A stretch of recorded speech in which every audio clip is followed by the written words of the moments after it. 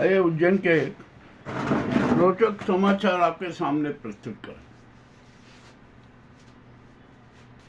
आत्महत्याएं निरंतर जारी है। ऐसा लगता है कि उज्जैन अब है ना आत्महत्याओं की राजधानी बन गया। आज भी 2 आत्महत्याओं के समाचार आए। मामला तो बड़ा विचित्र हो गया। आखिरकार ये आत्महत्याएं कब रुकेगी? और हकीकत बात तो यह है उज्जैन जिले का प्रत्येक परिवार तनावग्रस्त है, तनाव में है, हर तरह से परेशान है। उसके चेहरे की रौनक गायब है, आंखों के सपने गायब हैं। यहाँ पर सुव्यवस्था और सुप्रबंधन नहीं है। जनता के साथ डकैती की जा रही है। गुंडा तत्व अपना जाल बिछाए हुए है, उन्मादित हैं। मामला बड़ा गड़बड़ है। आखिरकार कौन बचाएगा जनता को, यह भी एक सवाल है। जलवायु ध्वनि प्रदूषण चरम पर है। हवाओं में धूल ही धूल है, जहरीला वातावरण है, लोग बीमार हो रहे।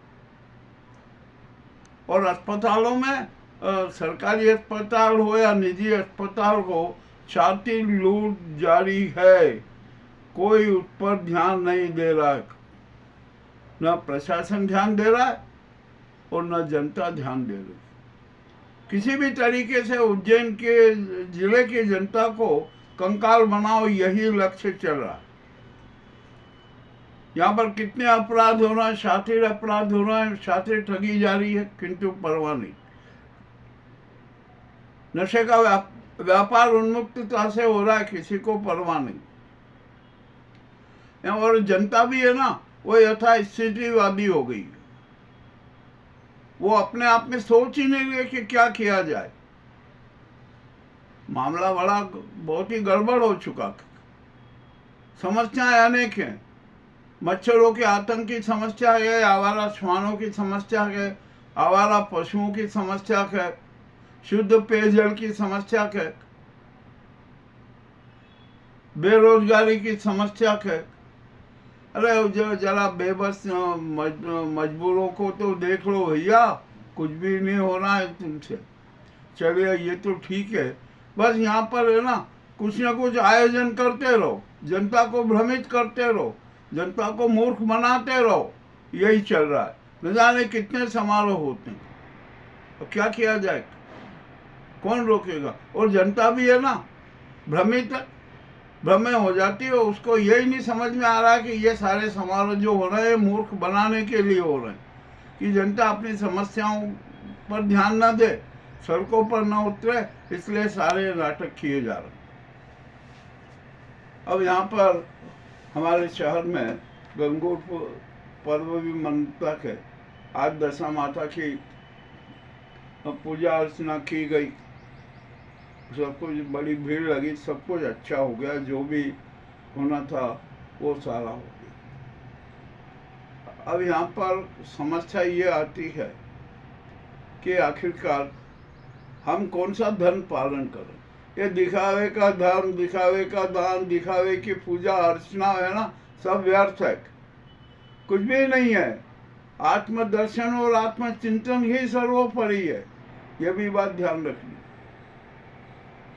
और हम आत्मचिंतन से डरते हैं, आत्मदर्शन से डरते हैं, क्योंकि यदि हम आत्मचिंतन करेंगे, आत्मदर्शन करेंगे ना, तो हमारा सच सामने आ जाएगा। और जब हमारा सच सामने आ जाएगा तो हमारे सारे पापों से हमें डर लगता है। इसलिए सबने कहा कि छोड़ो छोड़ो, आत्मचिंतन नहीं करना, आत्मदर्शन नहीं करना, और अपने आप को धार्मिक दिखाने के लिए दिखावे का धर्म अपनाओ, दान करो, ये करो, मंदिरों के सामने जाके खूब चीखो, अहंकारी भरे स्वर में ईश्वर का नाम लो, ये सारा मामला चल रहा। अब ये तो सारा हो ही गया, परंतु इसके साथ साथ एक बहुत बड़ा रोचक कांड भी आ गया। यहाँ की धर्म पालिका में हड़कंप मचा हुआ है, साधु संतों में हड़कंप मचा हुआ है कि अरे क्या होगा यदि खुफिया जांच हो गई तो। कितने साधु संत जेल में नजर आएंगे, उनके खिलाफ कितने प्रकरण नजर आएंगे। तो आइए अब मैं जरा इसकी बात करता हूँ। यहाँ पर 4 धाम मंदिर है ना, आपने देखा होगा, सब जानते हैं। और वहाँ के महामंडलेश्वर शांति स्वरूपानंद, उनको बदनाम करने के लिए एक विशेष गैंग ने कितना शातिर षड्यंत्र रचा। वो षड्यंत्र उजागर हो गया, कार्रवाई भी जारी है। जो कोई घनश्याम पटेल है, जिसको गिरफ्तार करने के लिए पुलिस गई थी, वो घर पर मिले नहीं, और उन्होंने अग्रिम जमानत की याचिका लगाई थी, वो भी खारिज हो गई। इसी तरीके से साथ भी है ना, पूर्व जो मंदाकिनी, उसके साथ भी यही हुआ है। और भी लोग हैं, परंतु मामला बड़ा विचित्र है। अब शांति स्वरूपानंद तो बड़े खुश हो गए कि अरे मेरे को बदनाम करने का जो षड्यंत्र रचा था वो सब फ्लॉप हो गया, ये हो गया। और जो कोई करे भाजपा नेता और उनके गुर्गे और चम्मच सब उनको बधाई देने के लिए भी पहुंच गए। चलिए, ये तो ठीक हो गया। परंतु शांति स्वरूपानंद जी को ये कभी भान नहीं हुआ कि मेरा इसी प्रकरण के साथ साथ मेरे अनेक राज भी खुल रहे। सबसे पहला राज है अखंडाश्रम का, कि अखंडाश्रम में 4 धाम की संपत्ति कैसे हो गया, उस पर कैसे अधिकार हो गया, और ये शांति स्वरूपानंद किस ढंग से अखंडाश्रम न्यास के अध्यक्ष भी बन गए, ये भी सारा मामला उजागर हो गया। और अब तो जनता है ना, इनके बीच में खुले आम कह रहे कि अरे शांति स्वरूपानंद जी का जब से इतिहास है ना, वो कहाँ से आए, कैसे आए, कितनी गैंग बनाई, किसके साथ रहे, कौन कौन उनकी गैंग में है, और सब पे खुफिया जांच होना चाहिए। और 4 धाम मंदिर में किस प्रकार के नाटक होते हैं, ये भी अब तो जनता बोल रही है। वहाँ पर यदि 4 धाम में कोई कार्यक्रम करवाता है और किसी कारणवश कार्यक्रम स्थगित हो जाता है, तो वो अपनी धरोहर राशि कुछ जो आंशिक काट के वापस मांगता है, तो वहाँ पर कह दिया जाता है 4 धाम में, कह रहे जाइए जाइए, कोई राशि वाशी नहीं है। अब वहाँ पर तो है ना, गैंग भी तो बनी हुई है। हमने देखा ना, शांति स्वरूपानंद जी की गैंग के कितने कितने कांड उजागर हुए। सब कुछ मामला किसी से छिपा नहीं है, और तो खुफिया जांच होना चाहिए। और हमारे यहाँ पर तो धन पालिका में ऐसे ऐसे संत हैं जिनकी पिटाई तक हुई है, 1 बार नहीं, 2 बार नहीं, 3 बार, महिलाओं को लेकर। अब उन्होंने भी किया, उन्होंने कहा यार जनता को तो मूर्ख बनाना, तो उन्होंने कहा ऐसा करो कि अपन बालाजी मंदिर बना दो, हनुमान जी का मंदिर बना, और उसी की आड़ में बालाजी रेस्ट हाउस भी बना दो। यानी यहाँ जितने जो यहाँ पर धार्मिक प्रतिष्ठान बने हुए हैं ना, अखाड़े, ये सब व्यवसायिकता में लिप्त हो गए, सब व्यवसायिकता में लिप्त हैं। कितनों ने मैरिज गार्डन बना लिए, कितनों ने वहाँ पर पार्किंग स्थल बना लिया, न जाने कितने कितने प्रकार के नाटक। अब यहाँ पर एक साध्वी थी मंदाकिनी, जिसके खिलाफ यहाँ के साधु संतों ने मोर्चा करके उनको निकाल दिया गया। वो अभी उत्तराखंड में था, और उन्होंने उत्तराखंड से एक सहयोग दिया कि मैं जल्दी उज्जैन आऊँ। और उज्जैन आके मैं साधु संतों ने किस किस प्रकार के कितने कितने नाटक किए हैं, सारे सभी के राज उजागर करूँगा। मामला तो बड़ा विचित्र हो गया कि अरे यदि वो मंदाकिनी आके और साधु संतों के गोपनीय राज खोल दिए तो क्या स्थिति बनेगी। मामला बड़ा गड़बड़ हो गया। तो मंदाकिनी ने यहाँ तक भी कह दिया कि अरे मैं यदि उज्जैन आऊंगी ना तो मेरी हत्या भी संभव है। और आखिरकार हत्या करवाएगा कौन? कोई साधु ग्रुप ही होगा ना, कोई साधु ही होगा ना जो उनकी हत्या करवाएगा। कौन करवाएगा हत्या? जनता को क्या मतलब मंदाकिनी से? आओ जाओ, यहाँ पर कुछ भी करते रहो। मगर यहाँ पर बड़ी विचित्र बात है कि साधु संतों ने भी अपनी गैंग बना रखी, बड़ी विचित्र प्रकार की गैंग बना रखी। और आप जब भी देखेंगे ना तो साधु संतों के उसमें भाजपा नेताओं का बाहुल्य रहेगा। वे साधु संतों की आड़ में अपना खेल खेलते हैं। अब किस प्रकार का खेल खेलते हैं ये मैं आपको बड़े विस्तार से बताऊंगा। कि कौन नेता किस प्रकार के खेल कर, किस प्रकार के भूमिया हड़पता कर। अखंड आश्रम का विवाद अभी चल ही रहा है, और मैं तो अब ये के स्पष्ट कहने में कोई हिचकता नहीं हूँ कि ये जो चार धाम मंदिर है ना, इस शांति स्वरूप का नहीं, ये तो अखंड आश्रम की जमीन पे बना हुआ, और अखंड आश्रम की धरोहर है, और जिसका भी स्वामी है ना अखंड आश्रम न्यास है। मामले की जांच करना चाहिए प्रशासन को, पुलिस को, कि आखिरकार ये शांति स्वरूपानंद फर्जी ढंग से कैसे उसके अध्यक्ष बन गए थे। मामला बड़ा अब विचित्र है। पर अब जब मंदाकिनी आएगी ना, वो जो खेला करेगी, वो सारे राज उजागर करेगी, उस समय यहाँ की धर्मपालिका इन साधु संतों की हालत खराब हो जाएगी। जो भी हो, होगी तो सही ना, और होना भी है। अब इसका फायदा कौन उठा रहा है? मजेदार बात है, मैंने मीडिया की इनकी कुछ बातें सुनी ना, तो उन्होंने कहा अच्छा यार, अरे शांति स्वरूपानंद फंसा है ना, तो थोड़ा इसका पक्ष भी कर लो, माल तो मिल ही जाएगा, मोटा माल भी मिल जाएगा। मामला बड़ा विचित्र। अब मंदाकिनी आई तो मंदाकिनी पर भी यही गैंग अपना अधिकार जमाएगी, उसके साथ रहेगी, वो सारा करेगी। तो मतलब यहाँ के साधु संतों की भी अब खैर नहीं है, उनमें हड़कंप मचा हुआ है। और हो सकता है कि मंदाकिनी को उज्जैन ही ना आने दिया जाए। यदि बीच में निपटा दिया तो क्या होगा? अब कुछ भी नहीं कह सकते हैं, यहाँ सब कुछ संभव है, बहुत कुछ हो सकता है। हमें तो हर राज का पता है, कौन यहाँ पर किस गैंग है और कौन कौन गैंग के लीडर हैं, ये तक का संज्ञान है। किस प्रकार के खेला करते हैं ये भी हमें पता है। और हम तो सत्य के प्रति समर्पित हैं, सत्य उजागर कर ही देते।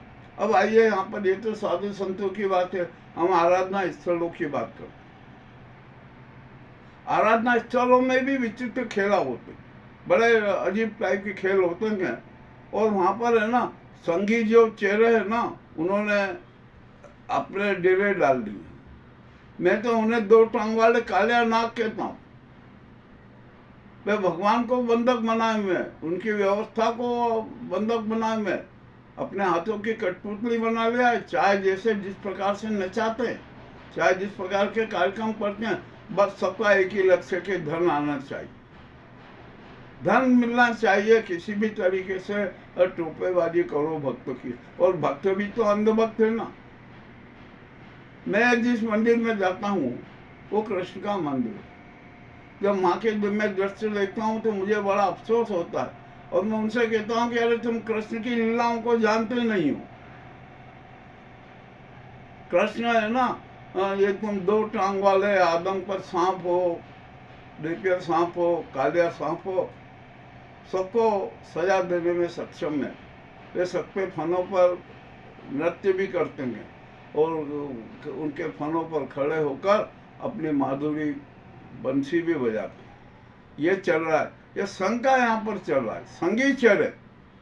मैं कोई ये परिकल्पना नहीं करता हूँ, जो प्रत्यक्ष देखता हूँ वही तो प्रस्तुत करता हूँ। ठीक है, अब ये देखेंगे। अब यहाँ पर शुद्ध पेयजल की समस्या भी बड़ी गंभीर हो गई। यहाँ पर किया जा रहा है कि अरे पेयजल की व्यवस्था होगी, 1100 करोड़ 1200 करोड़ का नया बांध बन जाएगा, पानी की समस्या हल हो जाएगी। परंतु पानी की समस्या हल करने वाला तो गंभीर डैम है, उसका दूसरा चरण पूरा करने की कोई बात ही नहीं कर रहा है। क्यों नहीं कर रहा है? हमारा दावा है कि यदि गंभीर डैम का दूसरा चरण पूरा कर लिया तो उज्जैन की जनता को 200 साल तक पेयजल का संकट नहीं आएगा।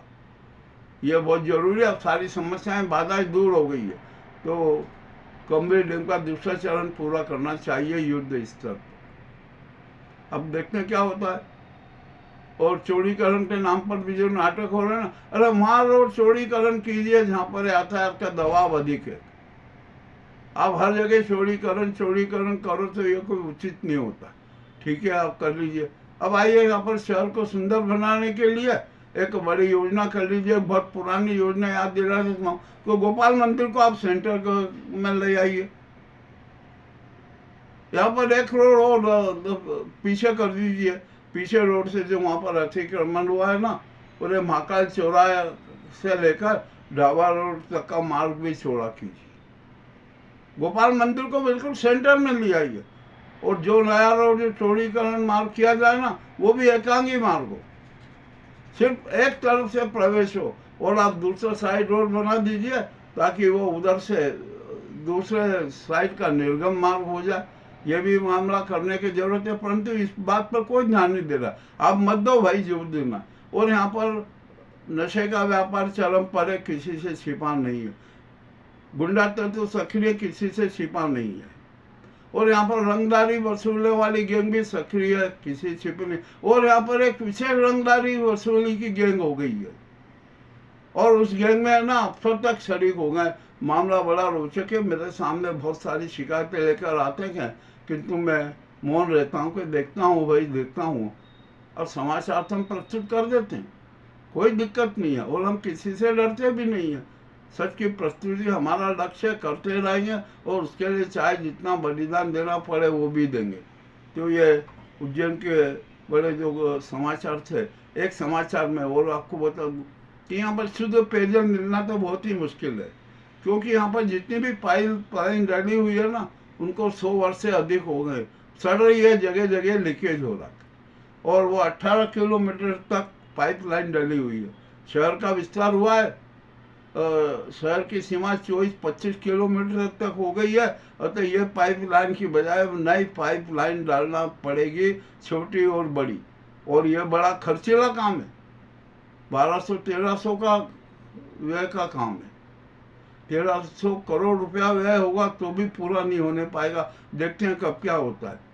कल नेशनल लोक अदालत का भी आयोजन लगेगा, आएंगे समाचार, जो भी आना वो आ जाएंगे। अब क्या किया जाए। तो ये जो समस्याएं है ना, हम यहाँ पर उज्जैन में समस्याओं के हिमालय है, पर समाधान का कुछ भी नहीं है। सब अपनी अपनी मर्जी का चल रहा है। नगर निगम का बजट के हाल क्या हो रहा है ये भी देख लिए। अब तो नगर निगम है ना, अपनी संपत्तियां बेचेगी, ये भी हो गया, फ्री रोड करने की तैयारी कर रही। यानी कुल मिला के सब अपनी अपनी योजनाएं लागू कर दो, जनता की बात मानो ही मत। ये चल रहा है उज्जैन के हाल।